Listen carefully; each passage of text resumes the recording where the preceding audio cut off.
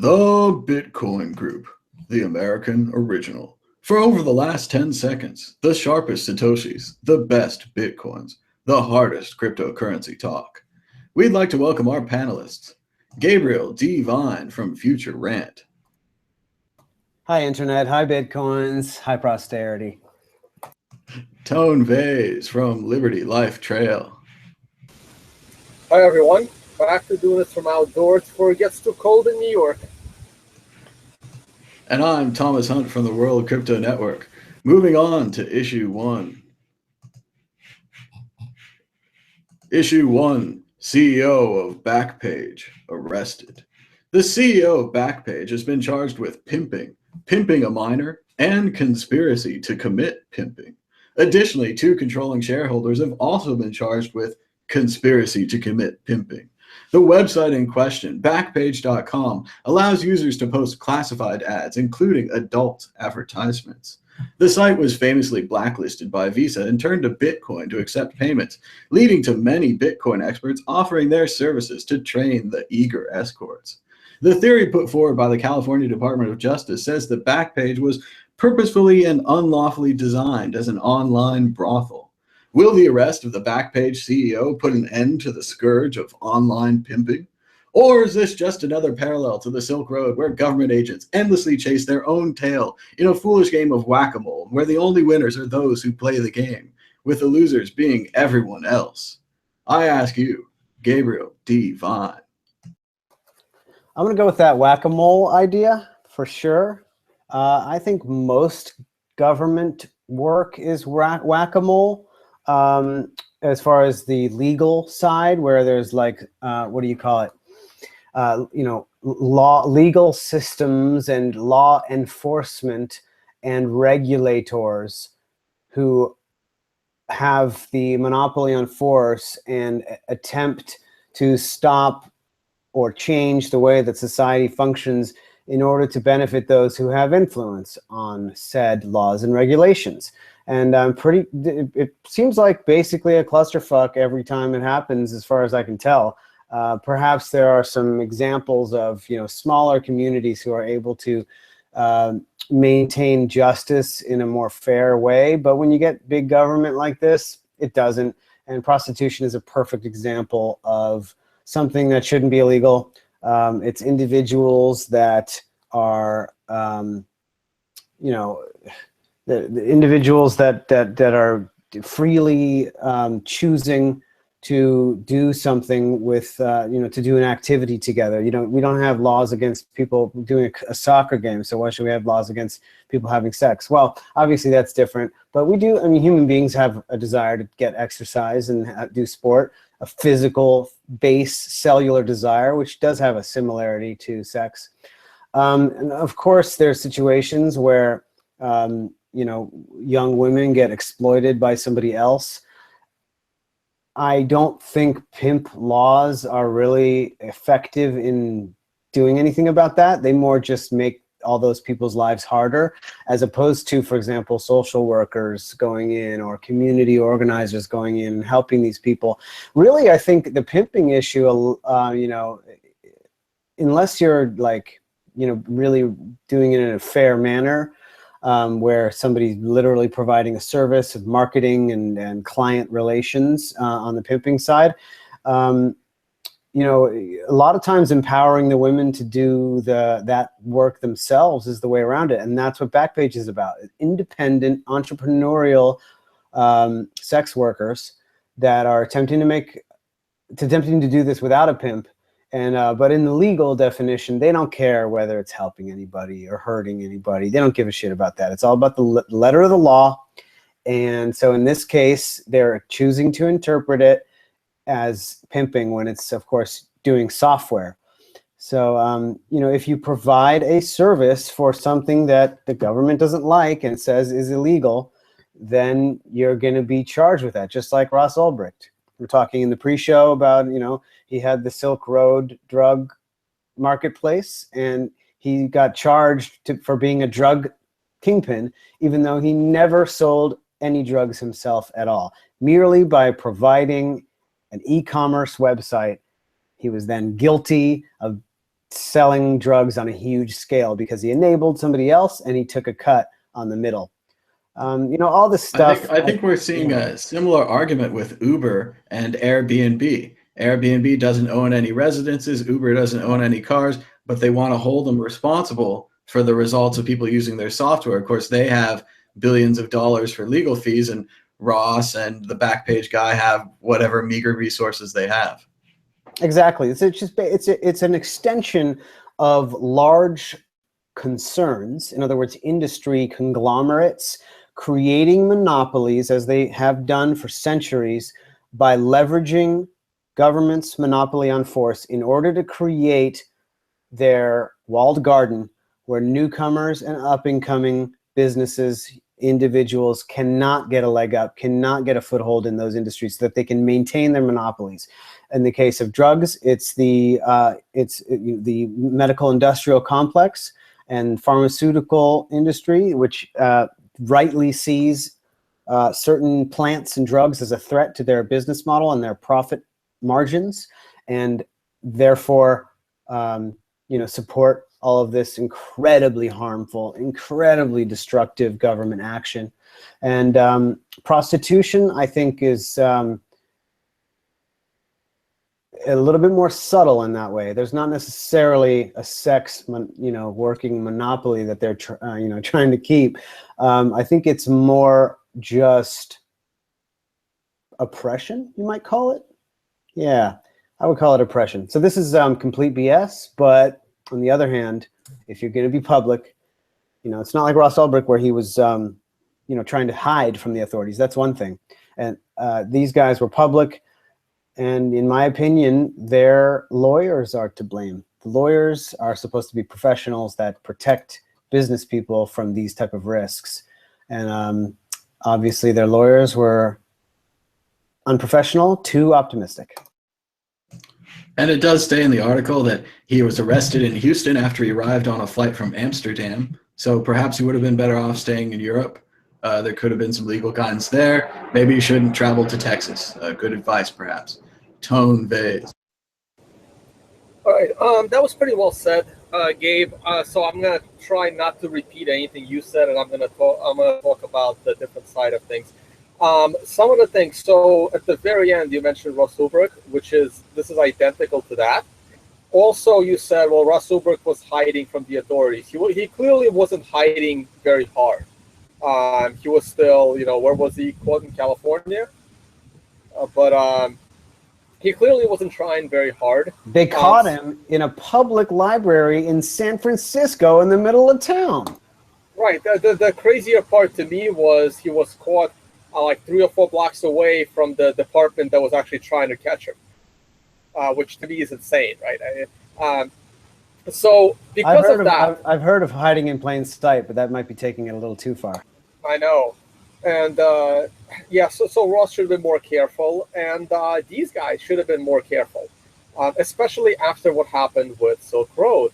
I mean, they know what they're doing. I mean, I'm happy that Backpage exists. I wrote a big article over a year ago now of how escorts can take Bitcoin to the next level, and I still believe in that.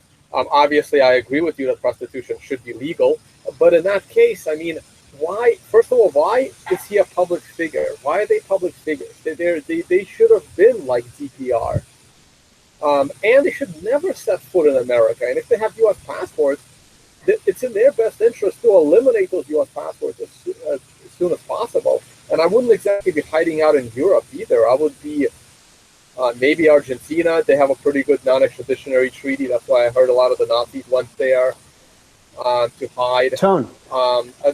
Some other countries do as well. Yeah. Tone, do you think that they could have pulled off something like with a series of shell corporations like BTCE appears to be doing, where they're still, I believe they're still anonymous. They've got these corporations that they own in Bulgaria, Russia, and different places. I'm telling you right now, whoever is running BTCE is loving the story right now, because they're probably gonna relaunch Backpage under a different name, and they're gonna do it right.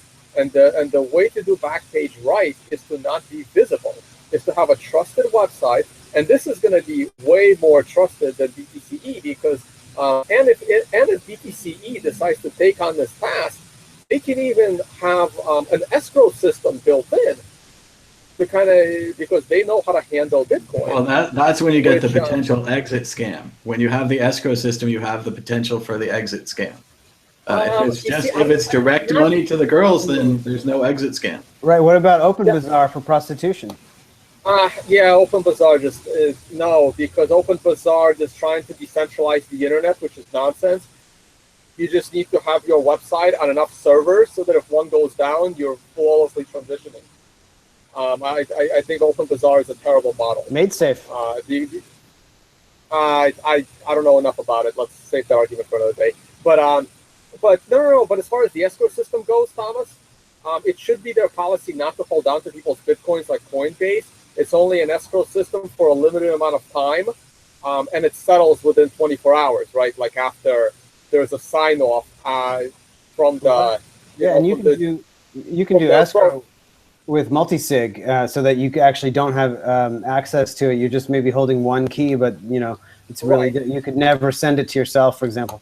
Right, but that might also be a little more cumbersome. It shouldn't be mandatory. The escrow should be like optional. But then again, BTC might not want to take on that liability of holding the coins. And I'm not saying BTC should do it. I'm just saying someone should follow the BTC model in doing it this way. You can still have a CEO. People just don't need to know who that CEO real name is, as long as they're doing a good job. So I can see this moving into that direction. As for law enforcement, it's ridiculous. It's like these people trot out there, they get quoted in these articles. They found like 5 girls that were underage. What, out of how many thousands of girls that are posting ads on that? Look, it's just statistics. And you know what? If you actually legalize prostitution for adults, 17 or over, whatever the legal age is in your jurisdiction, then maybe you can directly focus on underage prostitution. In fact, I bet you underage prostitution will almost disappear if prostitution was legalized, because it's all risk. For people that are doing prostitution, what they're doing is illegal. So if they're doing prostitution and they're, providing services for women of legal age, they're already breaking the law. Adding minors through their internal system, it doesn't matter to them because they're breaking the law either way. If you open prostitution legally, then they may not want to take a chance on a minor because now they're doing something criminal, as opposed to adding minors to their already criminal act. And that's a big deal. And that's what those people in government don't understand. That by legalizing prostitution, you're actually helping the illegal side, the trafficking side, the underage side. You're helping that, because then you will have, pimps, if you can still call them that at that point, that you can actually work with, that will help you if they want to run a legal prostitution business. They might actually work with authorities to help you find and cut and arrest the underage prostitution traffickers. Well, right now, you're getting no help from anyone in that community. There's just so much more that can be achieved, not to mention how much money they can save by not going after adults with voluntary contracts, but focusing all their efforts on the actual stuff that is morally wrong. So that's one thing I kind of wanted to say on the issue. And the other one is they're not doing anything. All they did was eliminate the website. I haven't even checked if the website's still functional. I'm sure it is. I'm sure they have other admins. The company itself is not an American company. And another thing people have to realize, these are the kinds of people that are willing to work in the Bitcoin industry and make something that is not only profitable, but it's creating the fundamental reason why Bitcoin is worth $600 today. It's people like, I've already forgot the CEO's name. It's people like him who are willing to take these risks. He just got arrested for a non-Bitcoin thing, but he was willing to run a company that Bitcoin needs. Paxum, as mentioned in all those articles, they were the conduit for these escorts to get their Bitcoin. That whole team was just arrested for a non-Bitcoin related thing. They got arrested for doing something stupid, but guess what? These are the kinds of people that you will get running profitable Bitcoin companies. because they understand the risks and they're willing to take on those risks for big rewards. We're gonna have more of this until some of these laws go away. And the next time someone runs this company, it's going to be someone that's not going to be in the public eye, and it may be safer or it may be more dangerous. But hey, it's the government. Their job is to make it more inefficient so that they get more paychecks and hire more people. Good stuff. Moving on to the exit question. Exit question, legalize prostitution, yes or no? I think we already know. Gabriel Devon. I'm going to go with only for me. No. I'm going to say yes, of course. And I just want to say, Tone, I really like what you said about, I forgot, whatever. Yes. Tone Vase, go ahead. Yeah, no, I mean, it's definitely yes. And it's legal, or at least not enforced in the other half of the world. Not counting the religious countries, but if it's a non-religious country, it's virtually legal there. It's not enforced at all, and it's a much better model. I think it's similar to what the European model does with drugs, with rehab and addiction. It's not great. We don't want more of it, but it's better to legalize it. Then you can control it. You can study it. You can have drug testing. You can have controlled environments. You can have treatment programs. You have more options, I think, when it's legal than when it's illegal. But moving on to the next question. Issue 2, Scaling Bitcoin, Milan. This time, the Scaling Bitcoin conference is meeting in Milan, a metropolis in Italy's northern Lombardy region, a global capital of finance and design. Home to the nation's stock exchange, Milan is a financial hub known for its high-end restaurants and shops. The Scaling Bitcoiners will be focusing on at least 5 major issues facing Bitcoin, including fungibility, the ability for each Bitcoin to be as good as any other, a way for Bitcoin to include transaction privacy and prevent censorship and tracking. Onion routing, aka the Lightning Network, a network built on top of Bitcoin, allowing Bitcoin to be sent instantly through payment channels and only settled to the Bitcoin network when closing the channel. Lightning Network monitoring. Apparently, the Lightning Network creates a whole new problem of who will monitor the network to detect and punish cheating. Early suggestions are to outsource this job to a fraud specialist, but the question remains of who will watch the watchers. Sidechain scaling. Paul Stork will present his own sidechain proposal known as Drive Chain, while Blockchain's original sidechain project is still under development. And finally, segregated witness. Why did it take so long, and is it finally ready? That and much, much more will be covered this weekend at the fabulous Scaling Bitcoin Conference in Milan, Italy. I'm sure we'll all be glued to the live stream. Tone Vase, which one of these scaling projects are you most excited about? If you could complete any of them in an instant, which one would you complete first? I muted you. You have to unmute yourself. All right, cool. So I'll answer your actual question in a minute, but I'm going to take the easy question first. Why did segregated witness take so long? Because competent people want to test the shit out of it before they fork the Bitcoin network accidentally. So that is why segregated witness is taking so long.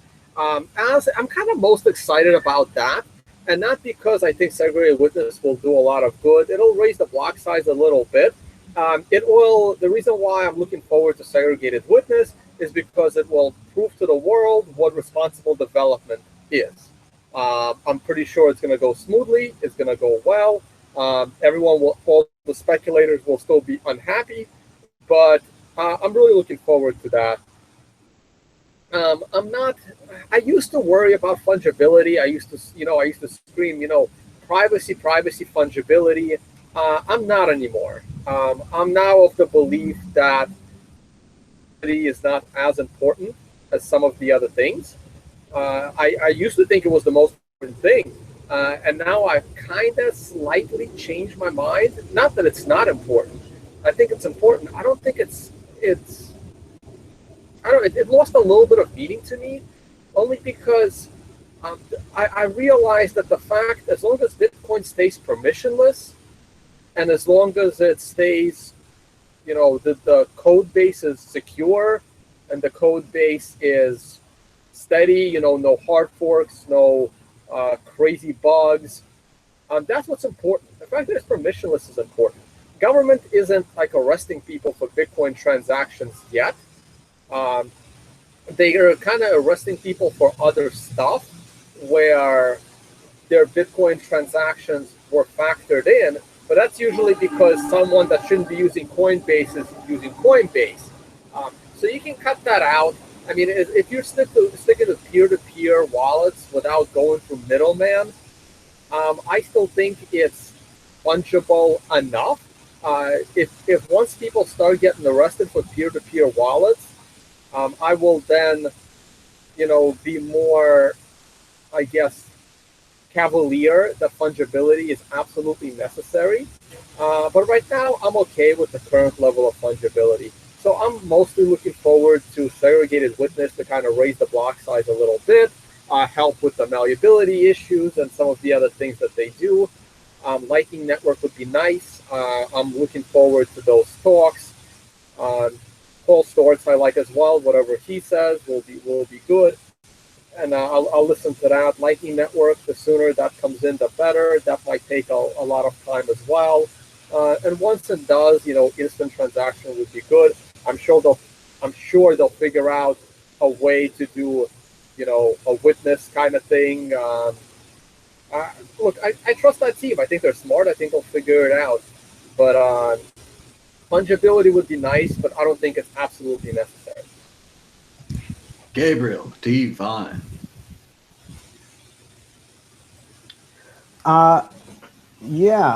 Let's see, what were the questions again? Can you repeat them? Mainly just scaling Bitcoin and what you're looking forward to. Fungibility, the Lightning Network, side chains, segregated witness. Yeah. So first of all, I will say I was not a big fan of Milano.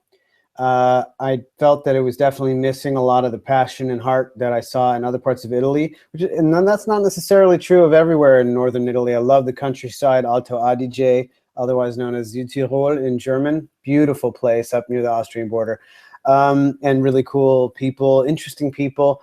Milan was a cold place. Just the people were relatively impersonal. It's finance town. So once all that crap gets cleared out of the economy, this Bitcoin stuff maybe will take root there and it'll become a groovier place.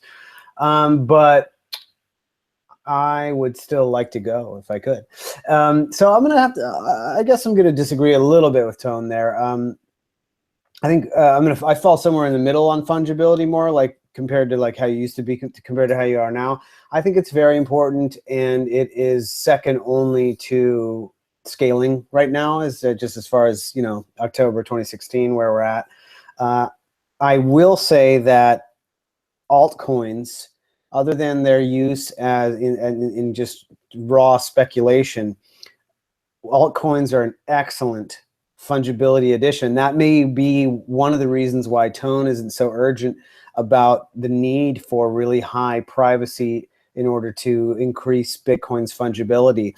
But it is a problem that Virgin coin coming out of the miners has a very high premium compared to other coin. That can really bite you in the butt, and not even to mention governmental actions where things become traceable and stuff like that. But with Shapeshift and maybe a decentralized alternative to Shapeshift down the line, you're looking at jumping from one blockchain to another. You're completely severing the link there. So there's the future for privacy, and then there's the fungibility additions that have been added to the Bitcoin ecosystem, or been proposed and designed, or are being coded, like confidential transactions and many other features that are incredible. So I mean, the future for fungibility in Bitcoin is so bright. It's probably not going to really start kicking in till maybe a year from now or so, but a lot of great stuff is coming in. I think we're going to have near anonymous transactions with Bitcoin within the decade, this decade. I would like to maybe correct you, Thomas, on the onion routing comments. That's not the same thing as Lightning Network at all. I think CoinDesk was using it as an example to try to explain Lightning quickly. I'm not sure that it's accurate either. Ah, interesting. Okay, yeah, Lightning doesn't have anything in common with Onion. Onion routing is wrapping and relaying transactions back and forth so as to make them less traceable. That's something, but you can combine Onion routing with, yes, thank you. Oh wait, you're muted, but go back. Let's see that article again.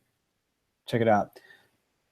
Onion writing in Lightning. So that's something else entirely. So it's combining Onion routing, which is an anonymity or untraceability protocol used for web browsing and for anonymous websites, the darknet.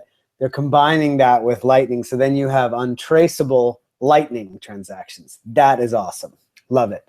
That is fantastic. That's just another example of great privacy features coming to Bitcoin. Love that.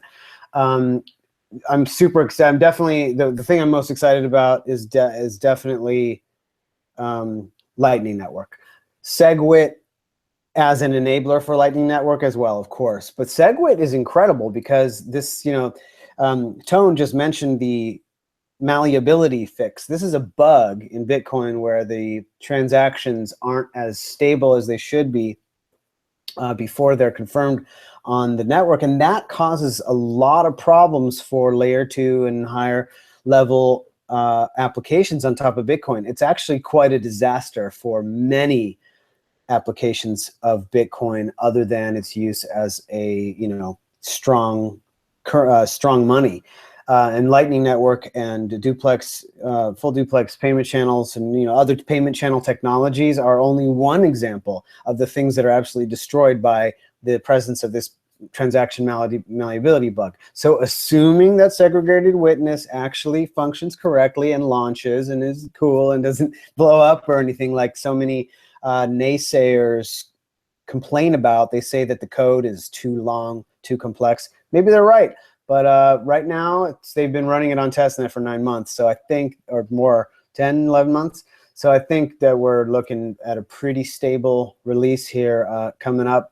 It looks like probably this month, 0.10.3 or whatever it is.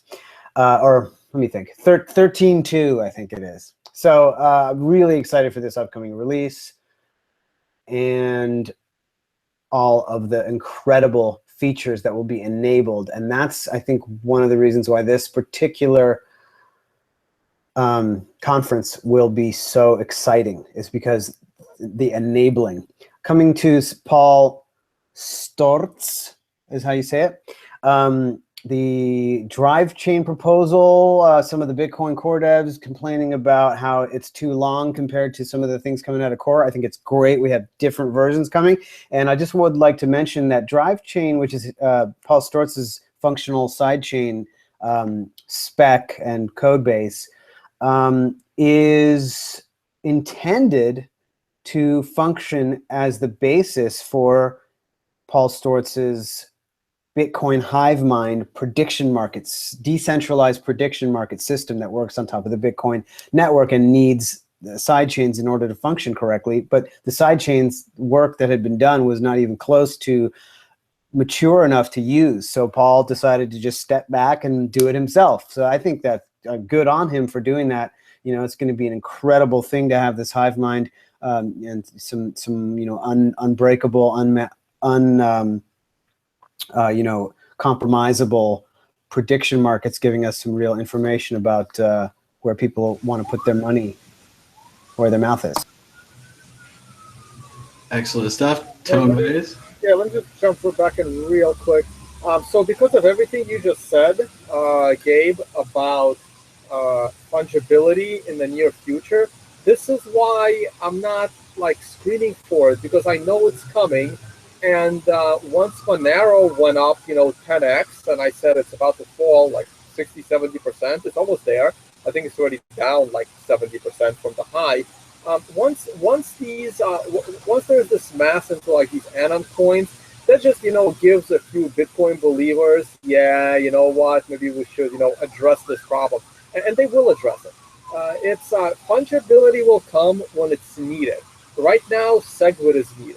So let's focus on that. When fungibility is actually needed, it'll come and it will be better than any altcoin has. And if an altcoin has something good, then that's what Bitcoin will have. So I'm just not worried about fungibility. It's coming, and right now Bitcoin to me is still probably the most fungible tool there is if you know how to use it. Like if you are not a noob and you know how to use Bitcoin, there's plenty of tools, and some of them Gabe mentioned that would work. I think I had something else to say, but I already forgot. So, but yeah, I just wanted to comment. Oh, sorry. This is the other comment I was going to say. You mentioned that Paul Storz's proposal is long. That's an understatement. Have you ever read anything he's written? I know I haven't. It's beyond my readable attention span. So I'm not surprised about that one. Good stuff, Tone. And I'm also a fan of fungibility. I was especially interested, I think it was Gregory Maxwell's idea of confidential amounts. If you think about it right now, if you're going to send 1,000 Bitcoin around the network, or we always hear about these Bitcoin days being destroyed because of old Bitcoins moving out of their accounts, this kind of stuff is not very privacy friendly. Only a few people in this world have more than 1,000 Bitcoin and are moving them around. And if you really wanted to track what they were doing, you would figure it out. Hopefully a solution like confidential amounts or the other solutions discussed would solve this problem. Let's move on to the exit question. Exit question: where should the next Scaling Bitcoin conference be held? Gabriel Devine, tell us. I am going to say that Prince George Station, Antarctica, might be a good spot. A little bit cold all year round, but summertime is doable and could be very fun, and plenty of privacy down there. Actually, a friend of mine is in Antarctica right now. He's like one of 30. He helps fix computers for the physics projects on the down there. It's a really amazing story. Brutal. Yeah. Oh, he's told me stories about it. He's got the thing where he has to put his coat on inside because that traps a layer of warm air around your body, and you have to do it before you go outside. Because if you try to button up your coat outside, you're screwed. It's already open. I'm starting to think maybe that's not such a good idea to have it there. Well, we'll see. Maybe we can ship out there. Antarctica's nice. Tone, Antarctica. That would be cool. I might go to that one. Oh man, I kind of miss not being at the scaling because I was at the last 2 scaling events, but they turned down my presentation. Damn it! Otherwise, I could have been there. I don't know where it should be held. I mean, I like Asia. I think Asia was a good future for Bitcoin, like Southeast Asia. So that's where I would like to see it. As far as where I think the next one will be, I'm going to take like this wild guess, and I'm going to say the next Scaling Bitcoin event would be possibly in a country of Republic of Georgia, because Bitfury is always a part of scaling, and they got the biggest miner operation. They have a relationship in Georgia. They have miner facility in Georgia. One of the co-organizers of the event, along with Tinder, is Anton, who's Russian. They speak Russian in Georgia. I think they might want to hit the Eastern European market, the Russian-speaking market, without actually going into Russia to do it.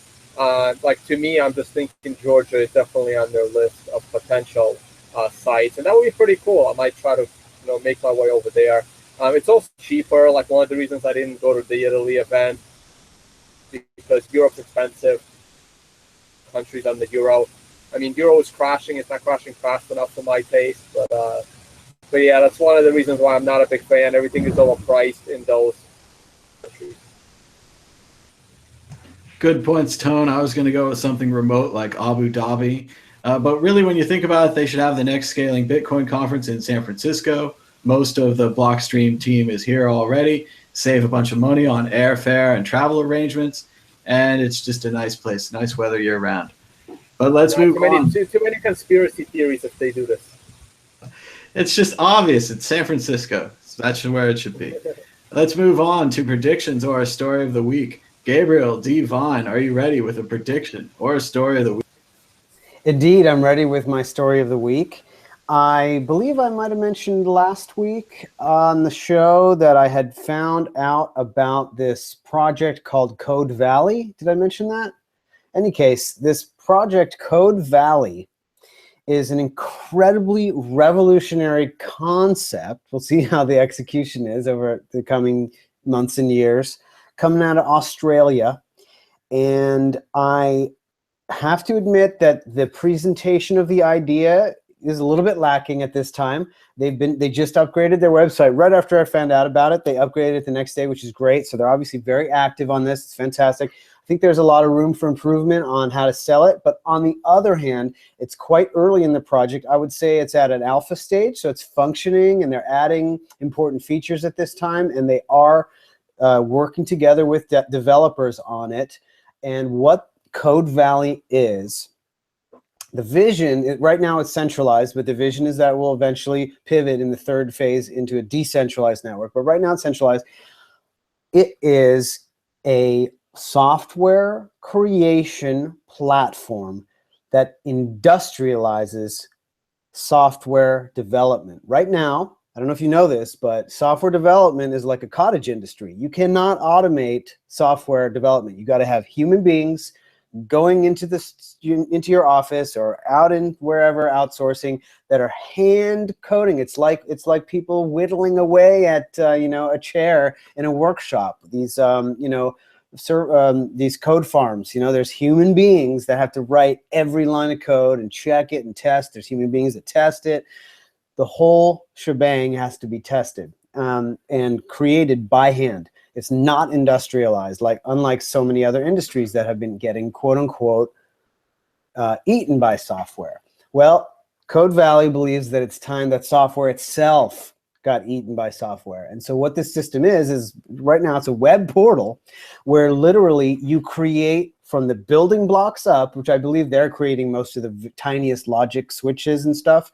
You are actually designing software with an UX, with an interface on the web that you're using in order to combine already existing modules into your software. So if this is not something that a product manager would do. It's more something for software people, because you have to be a software person in order to create these modules. But the modules can be reused because they are not code. They're just a design that you have control over, and you set your private key, you have control, and then you get paid with Bitcoin every time your modules are used. They call them vendors because the module in their system is actually contracting with the other modules, etc., that you don't have to do. It's automated. So they call it a vendor. And what this is a way to completely decentralize the creation of software. And if you want to create a new piece of software at the top, you're going to use these smaller pieces to compile them together into your new software. Literally compile, where you're going directly from the design of all these modules fitting together right into compiled code, binaries. Never at any point does anybody write any actual code, human readable code. There's no step between designing the software and boom, executable or whatever, or website or whatever your final product is. So it's a totally incredible, complete paradigm shift of software development. And if Code Valley does what it promises, it will be absolutely revolutionary for the entire world. It's going to be incredible. So I'm really looking closely into it. I got my invite. There's just a few dozen developers in there now. It's very early. I'm going to find out as much as I can and report here, and maybe even work with them on their messaging a little bit, so that when they're ready to reach out more, which they're not, they're still just taking it nice and slow. That way we can craft the message to make it absolutely clear what the potential of this project is. You guys have any questions about that? That sounds like good stuff. Tone, Vase. Codevalley.com. Codevalley.com. Hey guys, so I just jumped on the chat, so I told people to ask questions, and then after my story of the week, feel free to throw a few questions at us. We'll try and pick those up. Hopefully there's enough time. Okay, so my story of the week is really, really important. So yesterday morning, from about 10 till almost 11 o'clock, Ross Ulbricht's lawyers got a chance to appeal his case in front of 3 federal judges. And this was very interesting. So for the Bitcoiners that have not yet seen the inside of a courtroom, this is a very interesting process. So I really wish I was there for the Ross Ulbricht hearings. I mean, it was walking distance from my job. I just couldn't get the time off at the time. I'm not like an unemployed bum like I am now. Back when he was going through trial, I was still working downtown Manhattan. It was, I was so sure that it was going to go well. Oh man, my battery just told me I have 10% left. So, and now 7. Damn it. All right, hold on. I got to go inside because I want to talk about this. Gabe, maybe you have another story. Yeah, I have a song for y'all. Do do do do do do do do do. All right, do. we've got some questions. Let's see the questions. Guys said, what's the company called? It's called Code Valley, right? Yeah, Code Valley, and it's codevalley.com. It's, as far as I know, there's only about 4 or 5 of them in the company. This guy, Noel Lavisa, I think, and he did a little presentation online. You can check it out, but I don't believe that, in my opinion, that they're really bringing the potential, explaining the potential that great, but it's an incredible project. I mean, the potential of it is totally mind-blowing. And then Frank says, how do I make money on it? It sounds like you make money by writing the modules. Right. So you if write you do the modules, actual code, yeah, and then someone else comes along, they put the pieces together and they use your code, you get a little bit of Bitcoin. Not your code. I'll use your module. Yeah, you use of code. They call it a vendor. You create a vendor that's got a design in it that you create through the website, but it's not actually code. Right now, it only creates Linux binaries. I guess what we might call an executable, Linux binaries. But in the future, you'll be able to not only create binaries for any system, but you'll also be able to create things within Code Valley. You'll be able to, like, Code Valley itself will be what they call emergent coding, which I think is a great term for it. It's the code that just pops into it, and it's incredible for quote unquote intellectual property, because then nobody can copy your code. You can't take a binary and backport. I mean, you can backport uncompiled, but it's not great, and you can't really do much with that. So it's a way to pay developers for their work, and you get royalties essentially every time somebody compiles an executable with your code or with your vendor. We've also got another question. Quantum asks, why are there so many scams in Bitcoin? And I'd say part of it is Bitcoin is new technology. It's money technology. A lot of people made a lot of money not doing a lot of work with Bitcoin, and everyone else has seen that, and they all want to get rich quick too, right? They're very greedy, get rich quickie. You sound very quiet, Tone. You're very far away. Oh, sorry, is this better? It's a little better. You're still very far away. All right. Let's scroll down. Let's see if we got some more questions. I like this. Doug says, we knew you liked code, so we put code in your code. All right. There you go. Okay, go ahead. can you hear me now? Talk about Ross Ulbricht. Okay. Yeah, go ahead. All right, I'm going to talk about Ross Ulbricht. Want to comment on the scam question? Do you need to be more specific? Scams involving Bitcoin, or like scams taking advantage of the fact that Bitcoin exists and Bitcoin, and why? Like, I mean, we're creating this great new currency for everyone, and people wrote all this incredible computer science to get us there, and there's all this like anarchist, cyberpunk, libertarian philosophy that helped us build this idea. But then when we look at it, what are we really giving to the world? We're giving people one coin. We're giving them altcoin of the month. We're giving them ICOs. Everybody I know is printing money, and they're just printing it like crazy. Why does this keep happening? Some of them are good companies, some of them are scams, but in general, why? Why, Tone? Yeah. All right. Well, let's save that as a topic for next week. That's a good one. All right. Let's get back to Ross Ulbricht. So his lawyers got a chance to appeal. Now, just a quick background. The main reason why they got a chance to appeal is because during the trial, the defense lawyers knew that one of the federal agents involved was already crooked and is going to get arrested. But they were not allowed to use that as part of their defense. Another federal agent they did not even know about was also crooked, who got arrested soon after the sentencing of Ross Ulbricht. So kind of that was the main thing. And this is also the first time, unfortunately, like I said, I wasn't there for the trial, but and I don't want to get people's hopes up, but I was a little frustrated. The lawyer could not make, like Ross Ulbricht's lawyer, I felt did not make coherent arguments. The way it works is the defense lawyer stands up in front of 3 judges and states the case why it needs to be retried. And then the 3 judges fire really hard questions at the lawyer because they don't want to retry the case, obviously. I mean, that's a waste of a lot of government resources.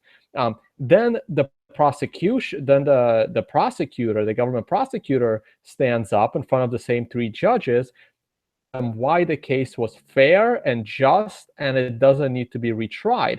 And then the judges also fire questions at the prosecutor. And then finally, the defense, Ross Ulbricht's defense lawyer, gets one more chance to rebuttal. So here's how it went and why I am very disappointed. And I'm trying to be optimistic, but as a realist and to be honest to my audience, it's going to be a miracle. I would be very happily surprised if he gets an appeal. So he started to state the case that it was the Secret Service agents that were crooked and it needs to be retried. And the judges fired back and they said, well, would that have made a difference? What do you have any specific evidence that will allow you to say that yes, so and so was difference in the case? And the lawyer was he wasn't prepared. Almost said, well, I'm not sure. No, it was just so much ifs and buts. And I really wish I was standing up there with zero lawyer training. So I felt that the judges did a better job than Ross Ulbricht's lawyer when they were questioning the prosecution.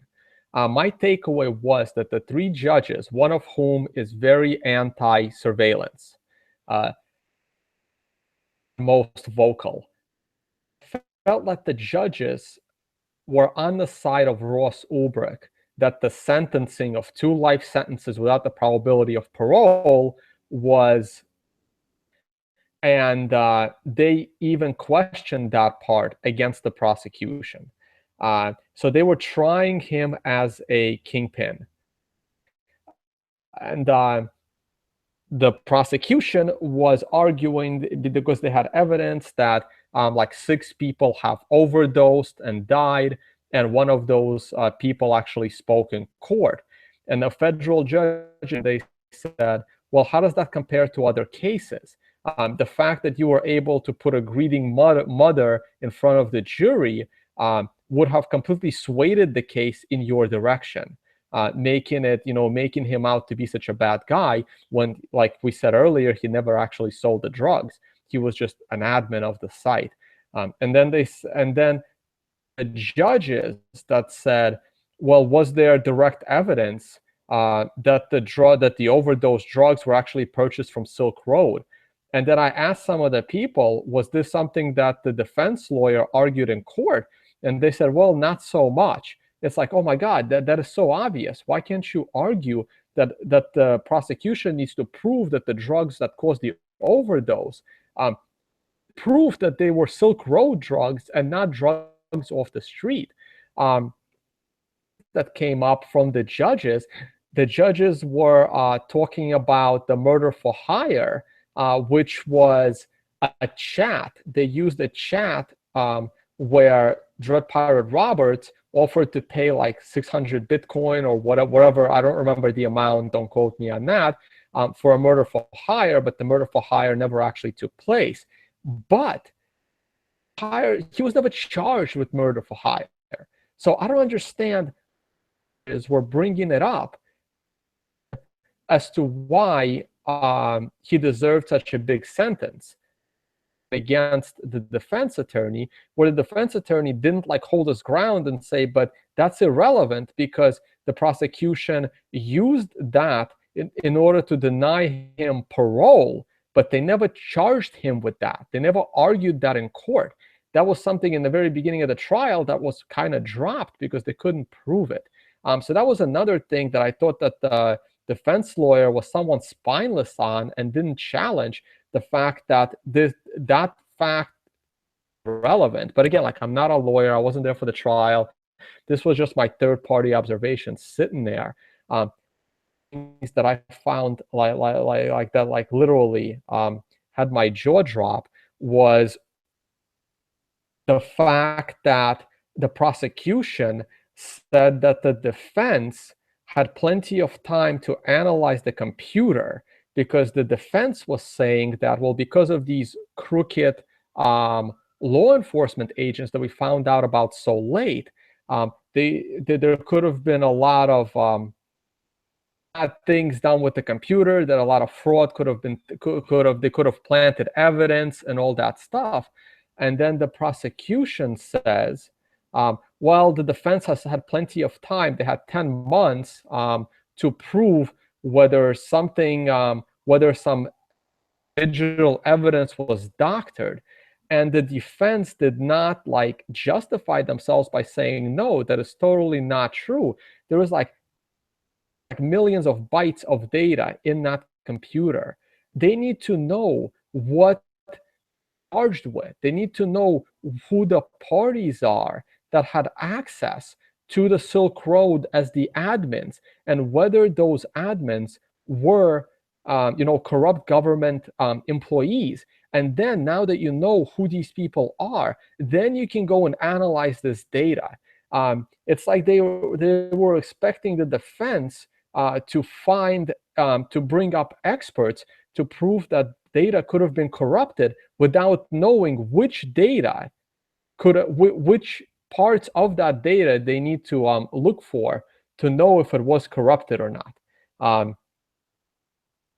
And one more thing, there's just so much there. It was like that hearing was really, really something.